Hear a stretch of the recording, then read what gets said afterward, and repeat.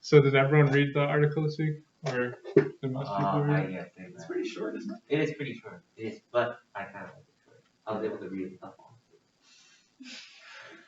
Yeah, it was pretty short.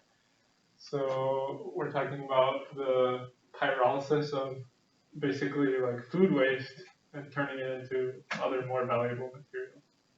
I think the most interesting thing about it is that it can produce hydrogen more efficiently than electrolysis, and at a bigger scale.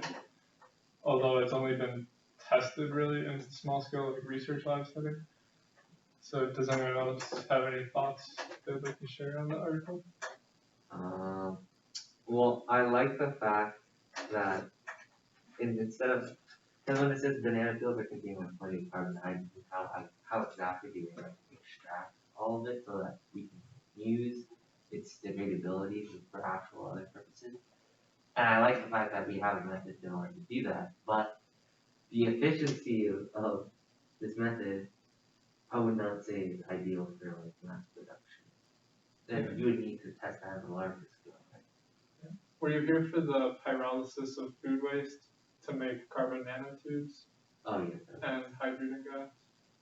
So I think that might be better, but it requires you to do like a high temperature chamber, which like takes more energy than light, but you also get more like it's just that you get better materials. Like instead of just biochar, which you can put in soil, you get carbon nanotubes, which you can make spaceships out of with the same products or with the same like sort of reactants. Although this seems like something you could do at like a smaller scale. This reminds me of like compost, like when you collect your, right? It just reminds me of that. So I feel like if it could be done on a small scale and like people could use this, maybe like neighborhood wise, individually it would probably work, but like mass production, I don't see how it could be unless like there's one, because like people don't even recycle, so how can people be held accountable to like collect their coffee grounds, their banana peels, and like put them towards like some. Incentivize like public policy one. Sure, but like, I mean, I don't know. I don't want to speak on like its recyclability or whatever, but I don't know if that has ever been monetized. I would imagine, or I mean, incentivized. I would imagine that it probably would have at some point. California. California, okay. It's just absolutely if you get taxed out of your teeth, so Really? Yes. Yeah, that's a big deal. Like, if you're gonna run like a chemical reaction, you gotta make sure that everything's clean and separated. My dad never believed in any of that stuff. He's like, it always ends up in the same place. So like, I grew up never recycling. I don't know, nor like have done the research to ever like know where my stuff. I think it depends on the place. Like, I think Shanbag has reason to believe that Florida collects it. That's the same place as well. But I don't know. I feel like if there was like legit step-by-step thing, like donate here, we could do it on site type of thing. Like, you know, where you could bring in soda cans and like you get money back. I could like have one of those setups. Like, bring your banana peels, your coffee grounds, your orange peels, like any biodegradable stuff, like a compost type thing, and then it does it on site. That makes sense. Yeah, but would the general population even want to do it? Right? I think it would be like a good incentive for farmers that actually use this in like their soil, like maybe reduce costs of like fertilizer they buy, because they're gonna buy it in mass, right? Yeah. So they're gonna have to decide to use it. So I think farmers would be actually a pretty good market to introduce this to. But you think just like regular everyday people? What's the right incentive? I think there's a lot of finding out what the right incentive is. I completely agree. There's like some people who compost, like they collect their stuff. So like if you targeted and marketed towards like areas of high compost activity, I think it would be successful. Or people who produce these types of like waste products. So you find the neighborhoods that like buy this type of stuff frequently on every grocery list, and then try like California, right? Market.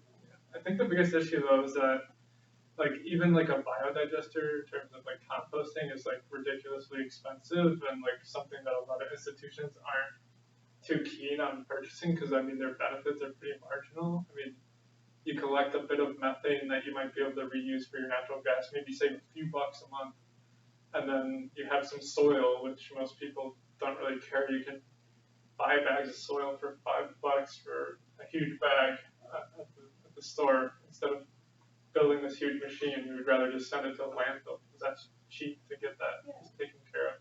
And this is an even more expensive system and requires even better sorting. So it's like, how do you incentivize the consumer to throw their food waste instead of into the composter, or into the pyrolysis chamber instead of into the garbage, right? And then even past that, how do you get the institutions to invest into this reactor that's really going to have pretty marginal impacts in terms of your cost, and any benefits you're going to see are going to be years down the line. It's not going to be like you installed it and then it's going to be like you're paying it off for years and not making too much money off.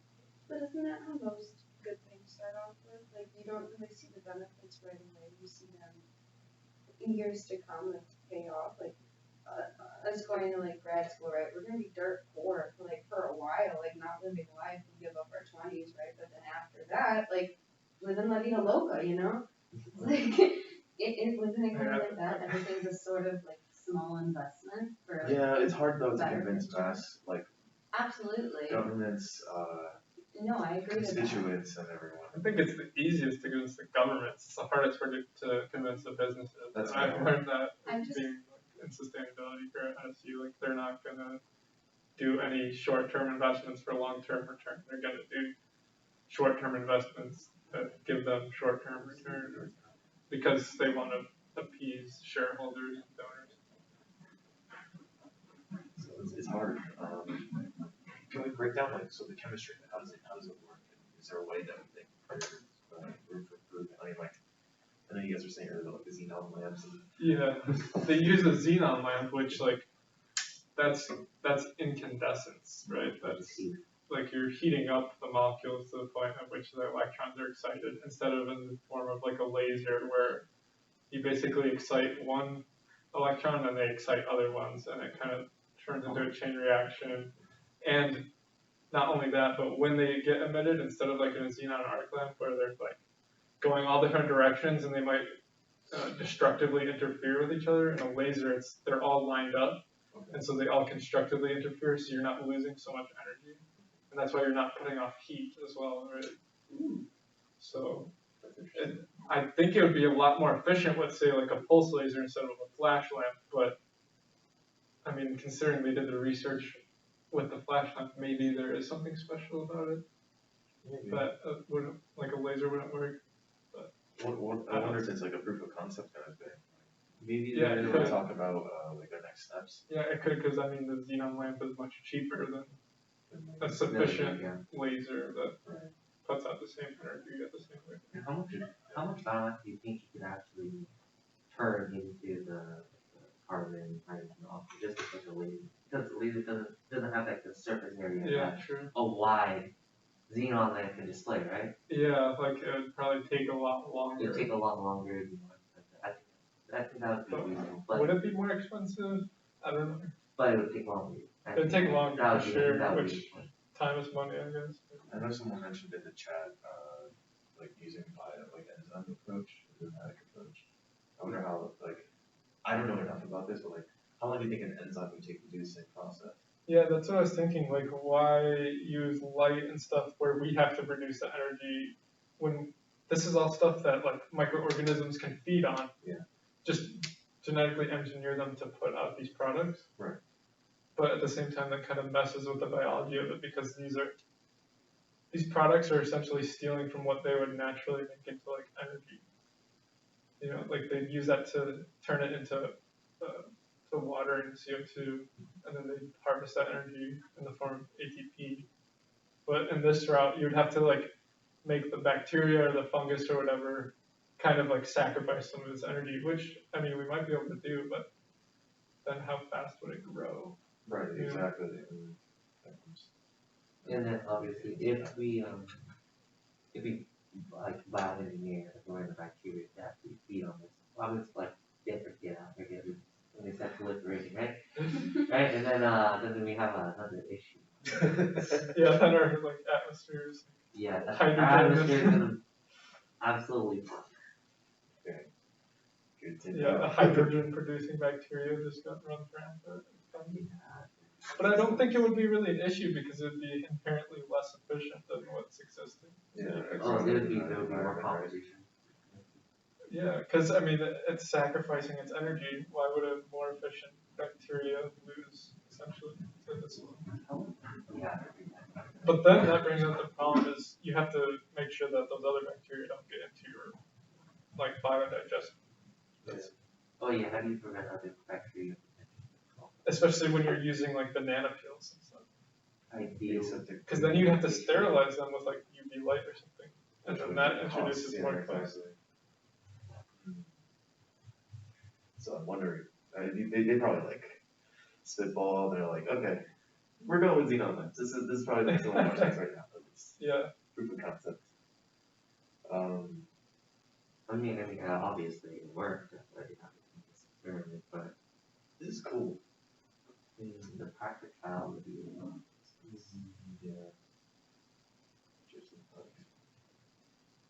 Yeah, it's also like with a traditional biodigester with like compost, they harvest methane, and you can just put that in basically with a glorified garbage bag. But if you have hydrogen, that's like a much bigger safety concern because even though methane is flammable, it's about nowhere nearly. It's not as like methane's flammable, hydrogen's explosive. Right.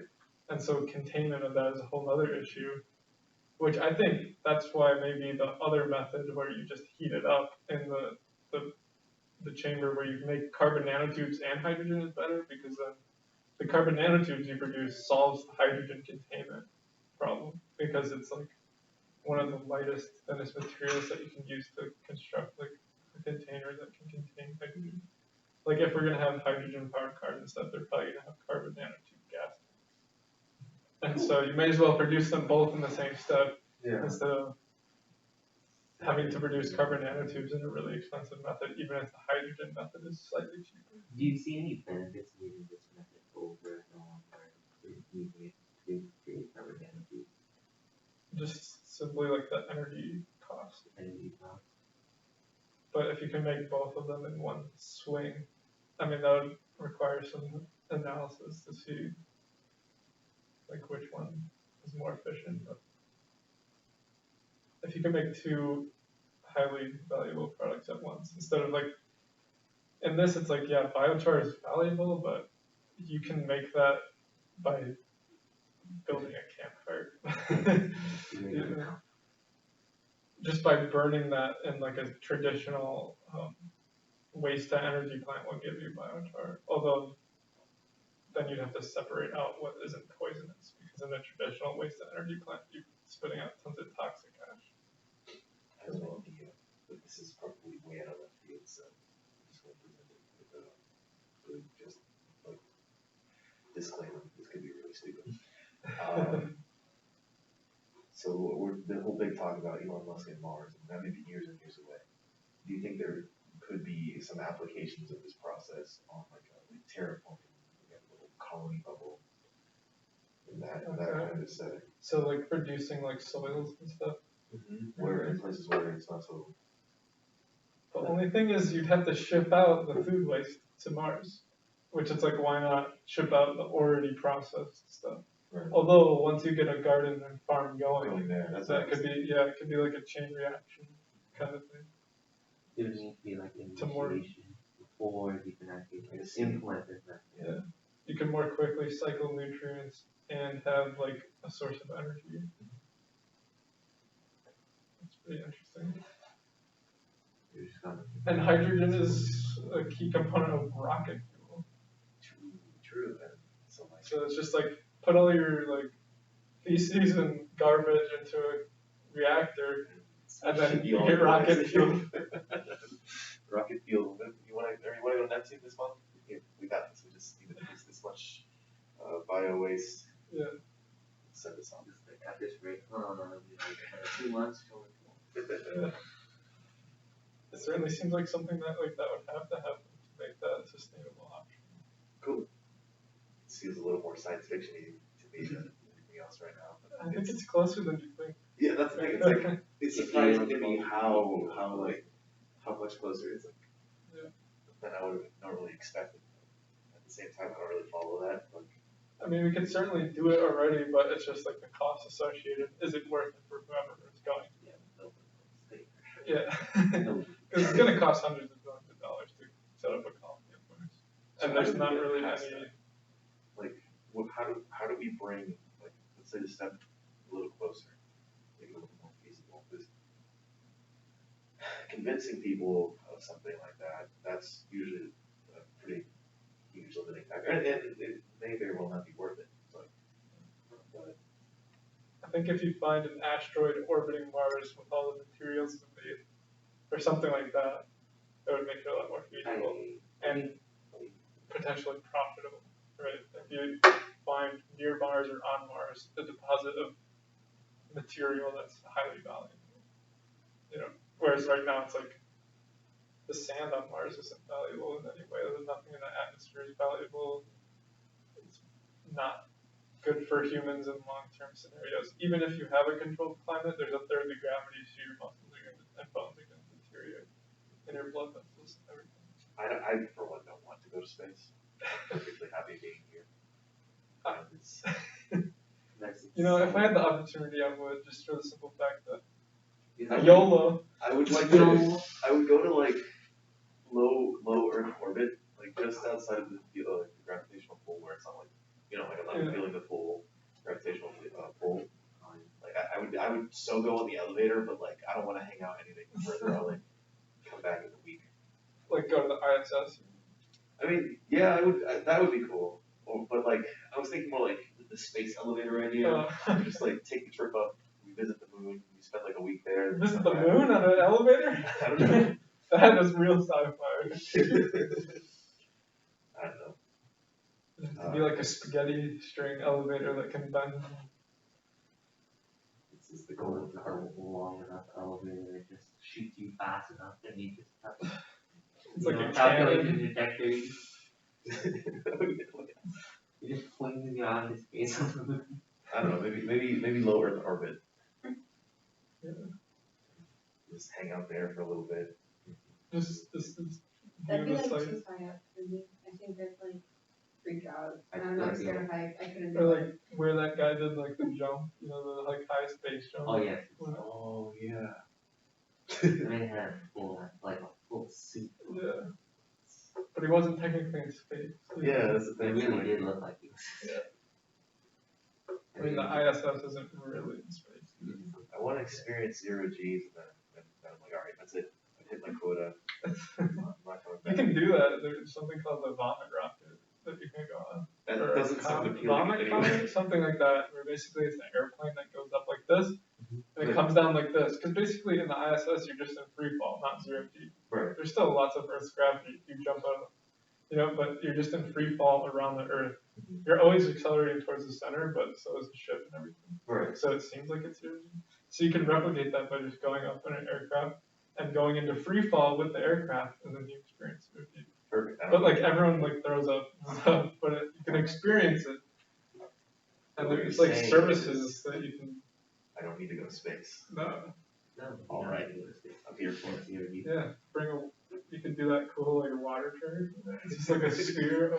I was watching a video the other day, like the woman on the ISS, she was like washing her hair, and you can see the bubbles of the water just floating around. It's just like it's like a jello It's like around a her. gel. Exactly. It's a gel, but it's small. Yeah. So cool.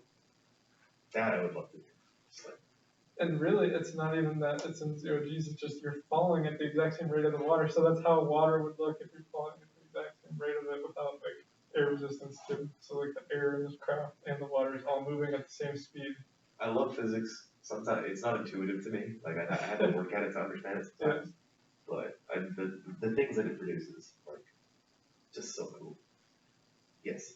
Yeah, not everything's intuitive, you know. That's true. Always sense of all. I Because agree with we're only made to have like things like physics on Earth at our scale makes sense.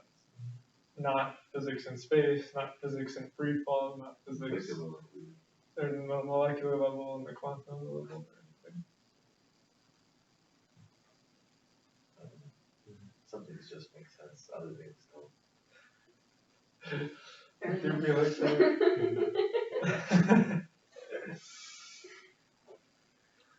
I think if you think about anything for long enough, maybe it'll make sense. But Wait, I have a quick question. Not about this, but like future meetings. If there is like a video pertaining to like a topic to discuss, would that also be like acceptable, or like you want to stick to like research? Like, what is the definition?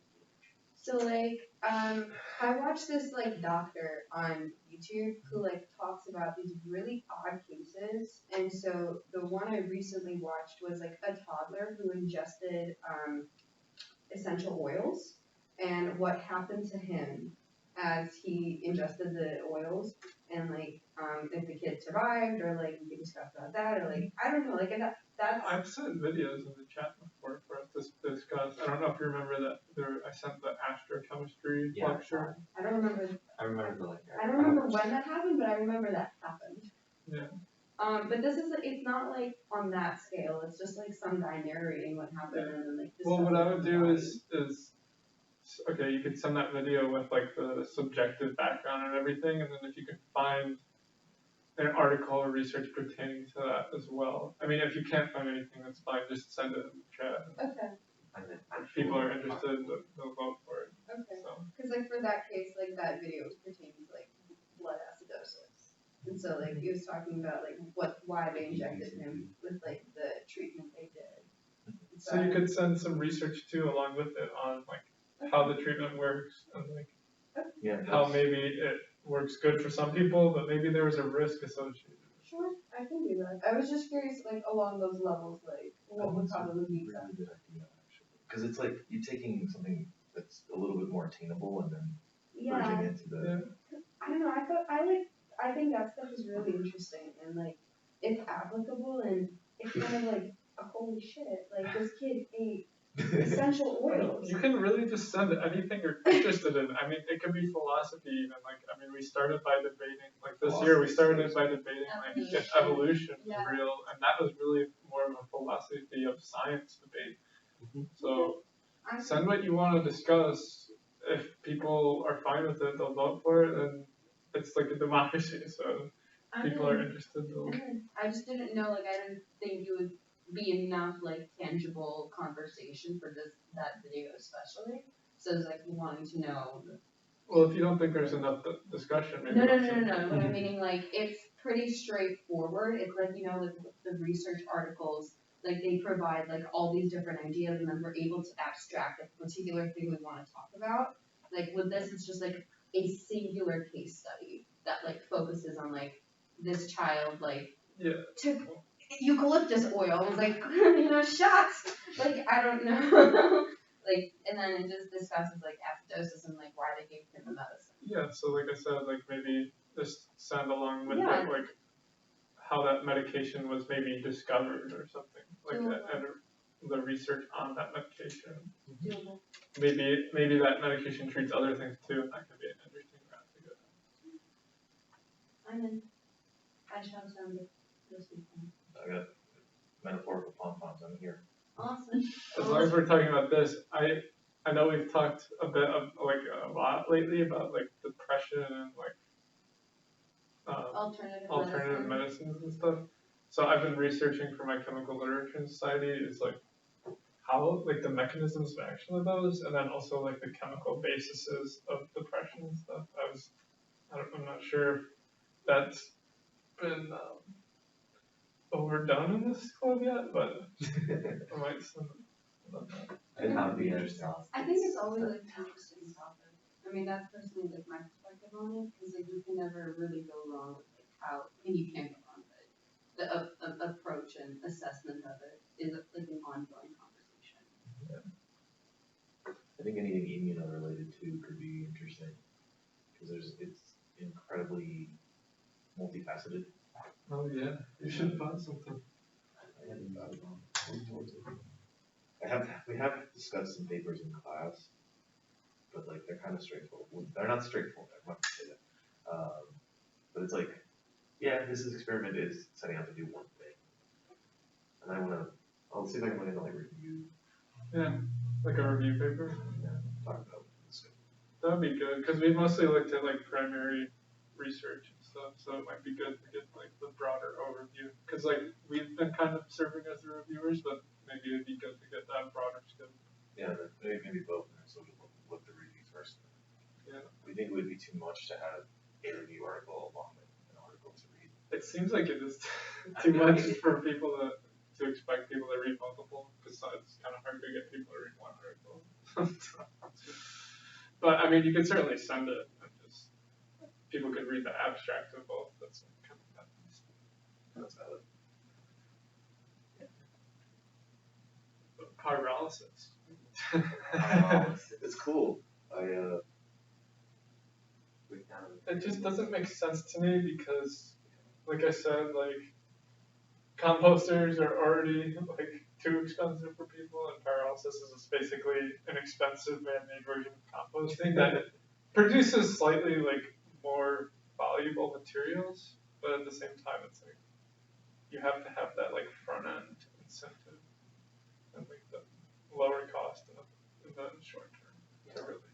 I think the best quality of pyrolysis is sweet. Because basically it's an ultra fast method, ultra fast, and obviously it's fast because the xenon is going to have pretty wide effect. Yeah. But I think that's what the main selling point of this, even if the other drawbacks of it kind of like overshadow. Yeah, it seems like there's a lot of research on it lately, and I just think it really needs to get that like experimental, industrial scale approach for us to really like, I guess, talk about the efficacy of more widespread use of it, because maybe it will be so efficient that it's attractive enough for companies to implement, but I don't see that happening. I wouldn't know how people are going to have it. Every like home just have like a regular xenon lamp for like a chamber thing where they can put on compost. I don't see how that could be applicable to every single person. That's why I said farmers are probably best to propose it. Because well, they're gonna have like a lot of, and you have an incentive of biomass, and they can sell the hydrogen for like other people. Yeah, or you could make like a farm combine that runs on hydrogen, and then you can spread out the biochar across the land with the hydrogen powered vehicle. But will the cost of pyrolyzing these compounds offset the cost of fuel or whatever? Well, this article doesn't.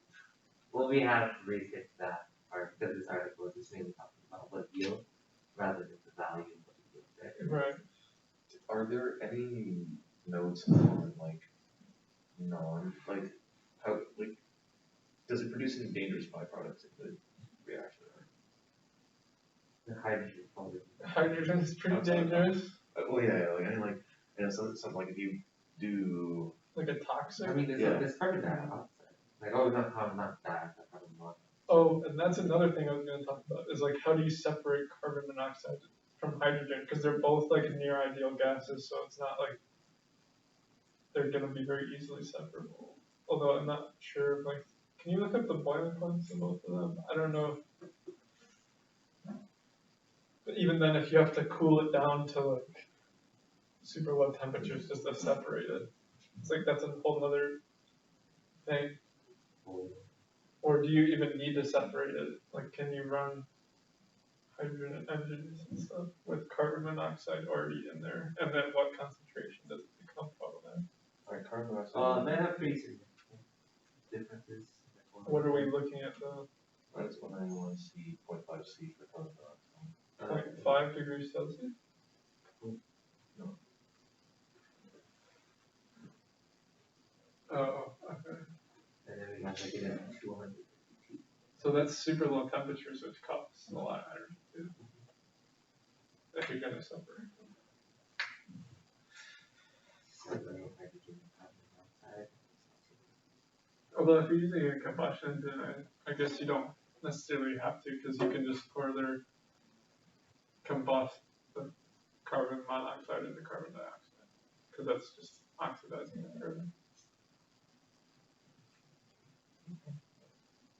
what are you gonna do with that extra carbon? You could make methane, or yeah, you could make methane with that excess, right? Make methane? I'm just thinking. That would be a reductive process on the carbon, which, I think What I've learned is I don't remember enough chemistry to actually be part of this conversation. breaking it down, yeah, this is kind of chemistry. think this one, if you can find a method, because what I really like is based in that periodic. If you can make methods to create individual elements and have it a pure sample, you can make it. Because you have That's all the nuclear samples, right? reactions. Exactly right. So if you can, because this one is just producing hydrogen, right? And then we're going to produce carbon monoxide, and that's pretty simple. Then I mean, what else can you make from those components from this?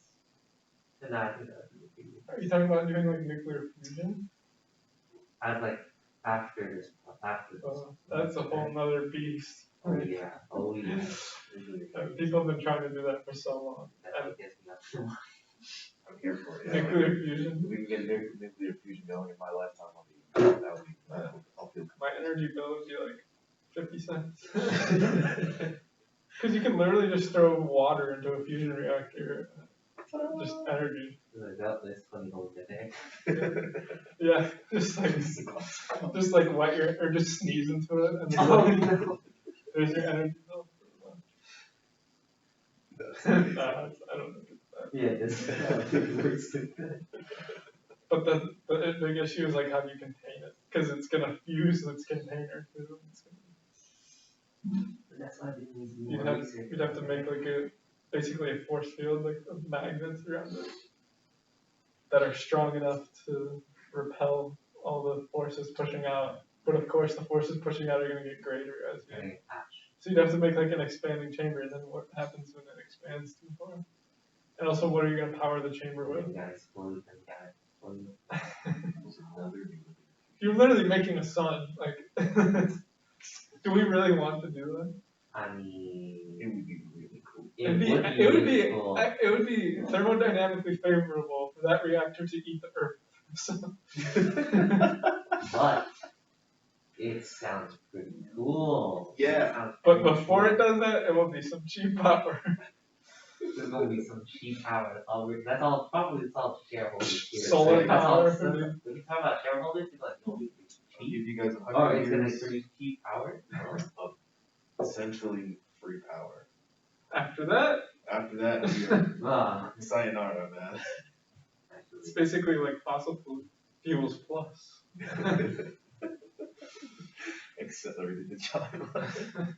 Accelerate the end of humanity. Yeah, we knew the demise would be the energy consumption, but In the name of short-term profit. that's actually only my star portfolio is gonna be going up like infinite percent, man. That's all that matters. To the moon, So you baby. have so much short-term progress to just mitigate all your long-term progress. You don't have a long-term. I want to be a billionaire today, not 100-year-old. Yeah, exactly. Bring on the Lamborghinis.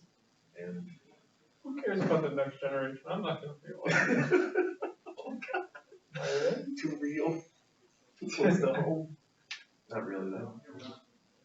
Taking the hydrogen fuel can.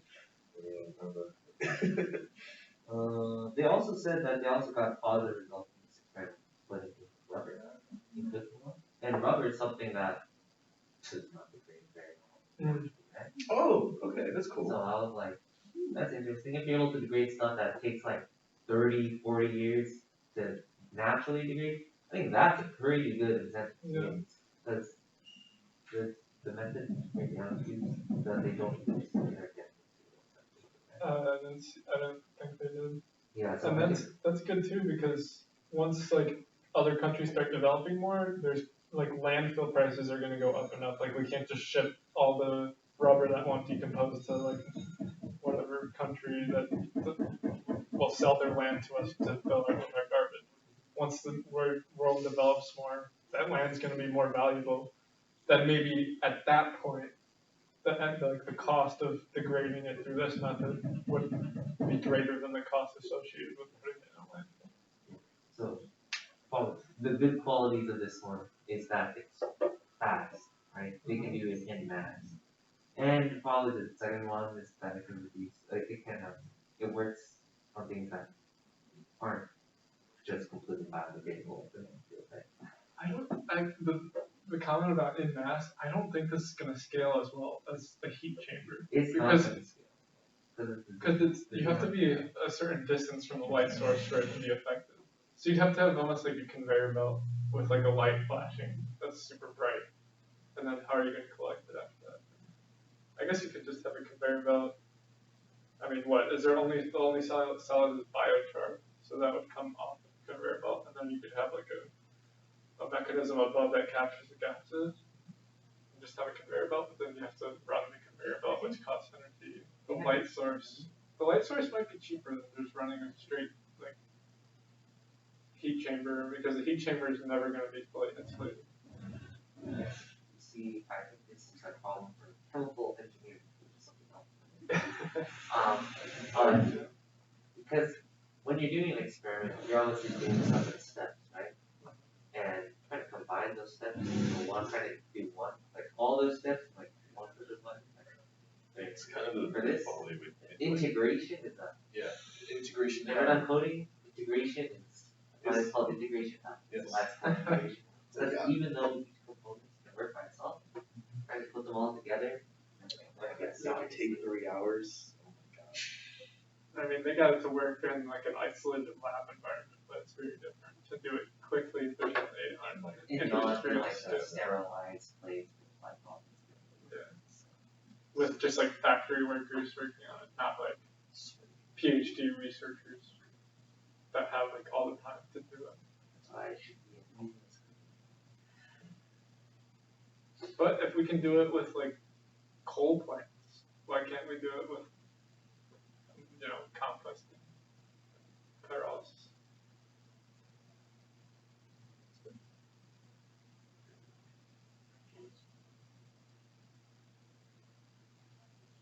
I also wonder if the products generate heat and all that could be captured to use to help power the plant to some degree.